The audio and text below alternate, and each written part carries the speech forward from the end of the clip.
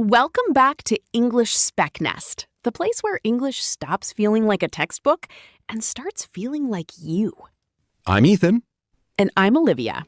And today, we're talking about how to describe the best moments of your life in English in a way that actually sounds natural, emotional, and real. Because here's the truth nobody tells you. The way you talk about your best moments shapes how you remember them. Okay, Ethan, before we dive in, I have to ask, did you actually do the thing? Did you bring the coffee this time? I brought the coffee. I brought the good coffee. I even brought the little oat milk you like. Oh my gosh, character development, look at you! Listen, last week you roasted me for 10 minutes about that gas station coffee. I had to redeem myself. It tasted like a tire, Ethan, like a literal tire. Okay, we're moving on. All right, but seriously, to everyone listening right now, whether you're driving, walking, working out, doing dishes, thank you for being here. We genuinely love that you make us part of your day. Yeah, it means a lot. And today's episode is one I've been really excited about because best moments, they're universal. Everybody has them, but not everybody knows how to talk about them, especially in English. So let's get into it. Where do you even start? Okay, so here's the thing. When most English learners describe a best moment, they say something like, "It was good. I was happy. It was a nice day." Right. 3 sentences and the story is dead. Completely dead. And it's not because the moment wasn't beautiful. It's because they're missing the language to bring it back to life. So what's the secret? What do native speakers do differently? Native speakers don't just describe the moment, they relive it. They use phrases like, "I'll never forget the moment when," or "It still gives me chills thinking about it." That language pulls the listener into the memory. Oh, that's such a good point. So it's not about big vocabulary, it's about emotional vocabulary. Exactly. You don't need fancy words. You need feeling words. Okay, give me an example. A real one from your life. All right. So, the best moment of my life, or at least one of them, happened on a completely random Tuesday. A Tuesday? Not like a wedding or a graduation? Nope, a Tuesday in October. I was 23, broke, kind of lost, living in this tiny apartment in Chicago. And my grandfather called me out of nowhere. Huh? And he just said, "Ethan, I'm proud of you." That was it. That was the whole call, like 30 seconds long. Oh, wow. And here's how I describe that moment in English. Naturally, the way Americans actually talk. It hit me like a wave. I just stood there in the middle of my kitchen, holding the phone, and I couldn't move. That's beautiful. And see, you didn't say I was happy. You said it hit me like a wave. Right. That's the difference. "Hit me like a wave" is a phrase you can use anytime an emotion overwhelms you. Save that one. Write it down. Pause the podcast, grab a pen. Ethan's giving away gold.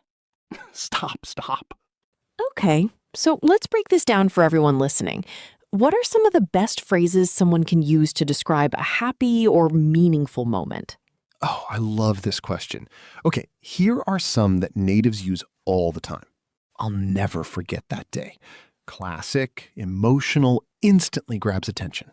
Adding, it felt surreal. That one's huge. Like when something is so good, it almost doesn't feel real. Yes, surreal is the word for that. Or I was over the moon.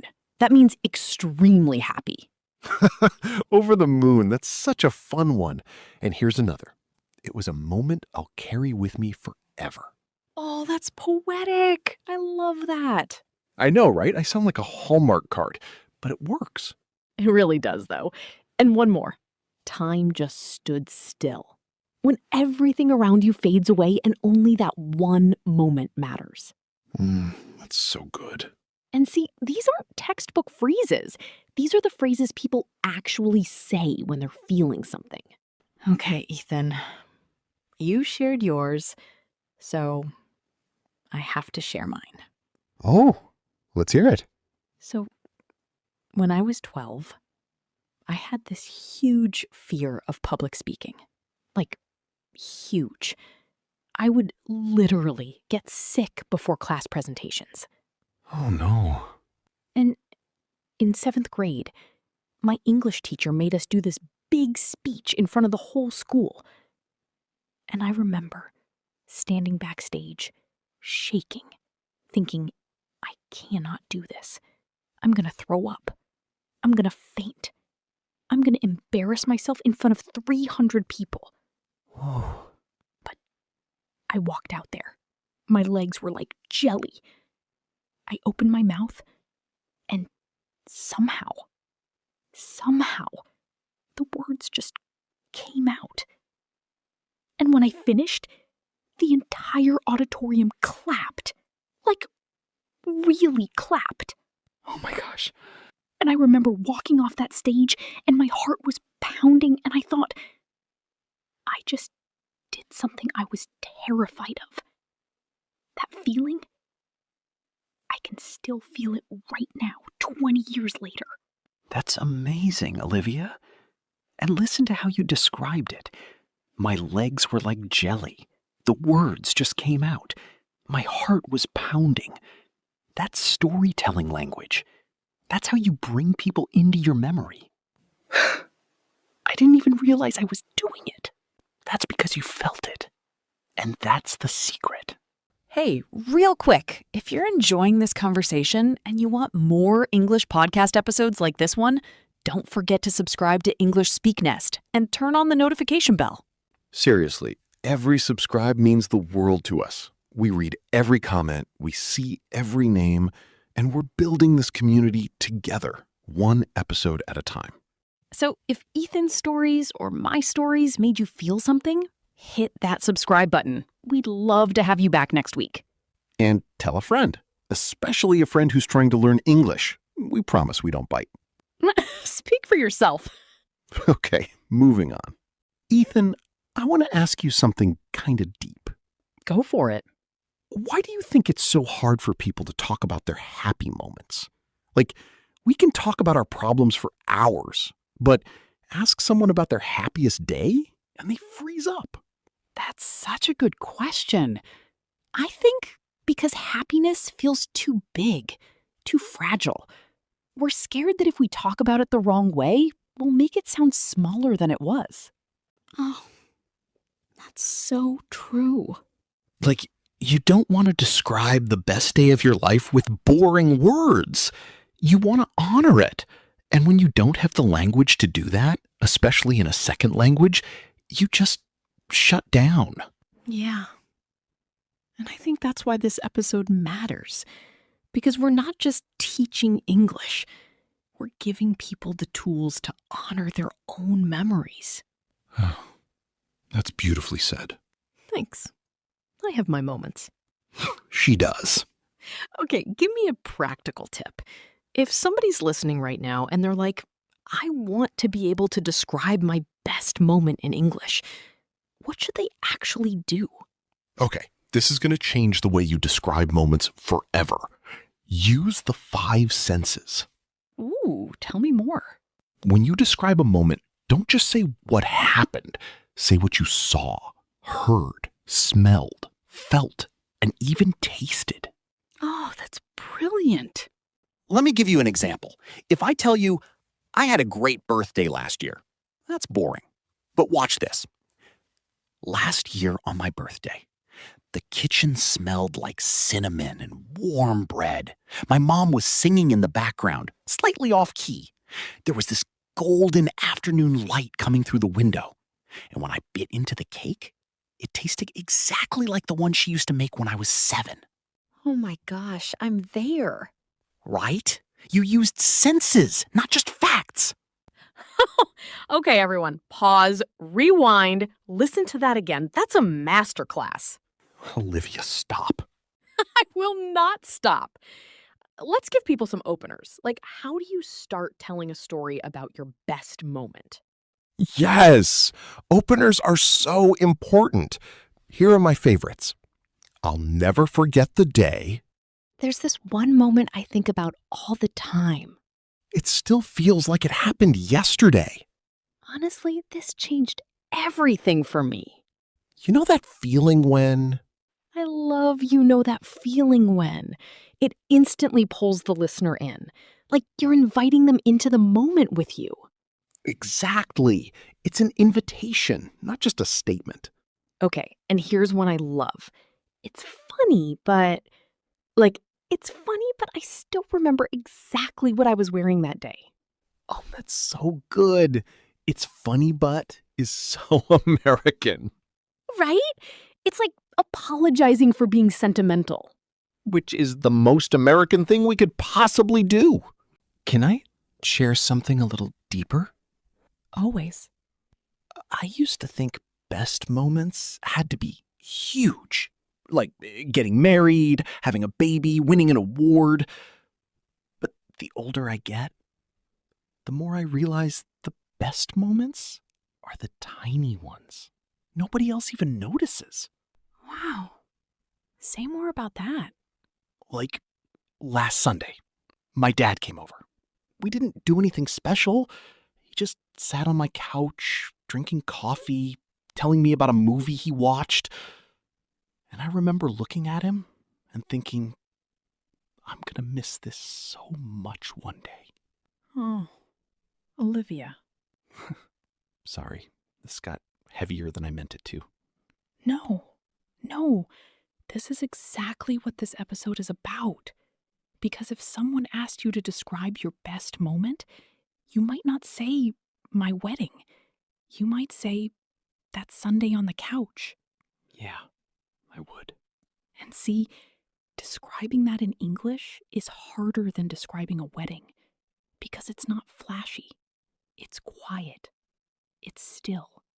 So, How would you describe it? I'd say something like, it was one of those quiet moments you don't realize is important until it's gone. Or, nothing special happened, but somehow everything mattered. Oh, that gave me chills. hey, I want everyone listening to do something with us right now. Oh, I love this. Think of one best moment from your life. Just one. Hold it in your mind. Got it? Now ask yourself, what did it smell like? What did you hear? What was the light like? Who was with you? Take your time with that. Because that right there is your story. And the more details you remember, the more language you'll have to describe it. And here's a challenge. Share it in the comments. Tell us about your best moment. In English. Use the phrases we talked about today. Yes! We'll read every single one. I'm serious. He really will. He stays up reading comments. It's a problem. It's a passion. It's not a problem. Okay, sure. All right, give me more. What are some words that just instantly make your story sound better? Okay, I love this. Here are some emotional adjectives that elevate any story. Magical. Use it when a moment feels otherworldly. Unforgettable. For something that stays with you forever. Breathtaking. For something so beautiful, it literally takes your breath away. Heartwarming. For sweet, emotional moments. Bittersweet. For moments that are happy and sad at the same time. Bittersweet is such a beautiful word.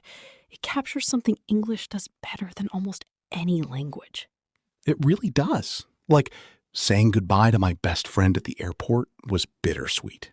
Happy because of all the memories, sad because she was leaving. That hit me. And one more, priceless. When something is so valuable, it can't be measured. The look on his face was priceless. Classic. Here's something I think a lot of learners miss. When you tell a best moment story, you can use 2 time periods, the past and the present.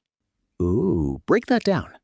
Like, back then, I didn't realize how much that moment would mean to me. But now, looking back, I see it changed everything. Oh, that's so good. Or, at the time, I thought it was nothing. But now, it's everything. That contrast, at the time versus now, is so powerful in English. It makes the story feel like it has weight, like it has growth. And that's what life is, right? We don't always know which moments are the big ones until much later.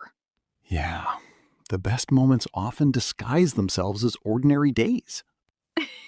Wow, I sounded smart for 1 second. Don't get used to it. Okay, I want to slow down for a second, because I think there's something even deeper here than just learning English. What do you mean? I think learning how to describe your best moments teaches you to notice them more. Like, when you have the vocabulary to capture a feeling, you start looking for those feelings everywhere.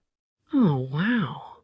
It's like once you learn the word bittersweet, you start seeing bittersweet moments in your life that you never had a name for before.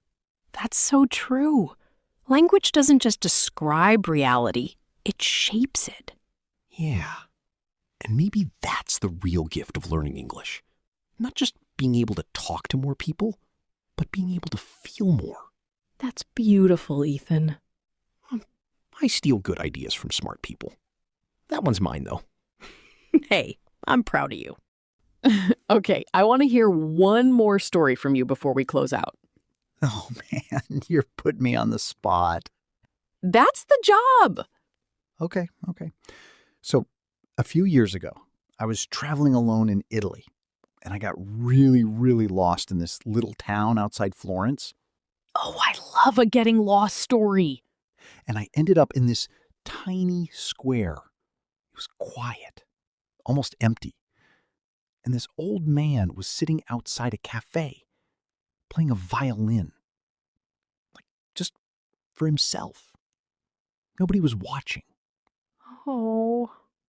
And I sat down on a bench. And I listened. And I didn't understand a single word of the language around me, but somehow I felt completely at home. Wow. And if you asked me to describe that moment, I'd say it was one of those moments where the whole world fell silent, except for the music. Or I felt like I stumbled into someone else's memory. Oh, stumbled into someone else's memory. That's gorgeous. That's a phrase you can use whenever a place feels like it belongs to another time. I'm using that. I'm taking it. It's yours. Okay, Ethan, let's bring this home.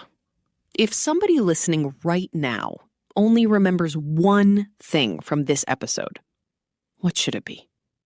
Don't wait until your English is perfect to tell your story. Oh, wow. Your story is worth telling right now. With the words you have, with the accent you have, with the mistakes you might make. Because the world doesn't need perfect English. It needs your voice. Ah, I needed to hear that today. And the more you tell your stories, the better your English gets. Not because of grammar drills, but because feeling drives fluency. That should be on a t-shirt. Feeling drives fluency. Coming soon to the merch store. Oh my gosh. But seriously, if you're listening and you've been holding back from speaking English because you're scared or because you don't think your stories matter, please hear us. They do matter. They matter so much. Every memory you have is a story only you can tell. And English is just one more way to share it with the world. Okay, everyone. We're at the end of another episode, and I cannot believe how fast that went. It always does. That's how I know it was a good one. So now we want to hear from you. What's your best moment? And how would you describe it in English using what we talked about today? Drop it in the comments. Use the phrases. Use the senses. Don't be shy. We're going to read them, and we might even feature some in a future episode. Yes! Imagine being featured on English Speak Nest. That's basically the Oscars of English podcasting. She's not wrong.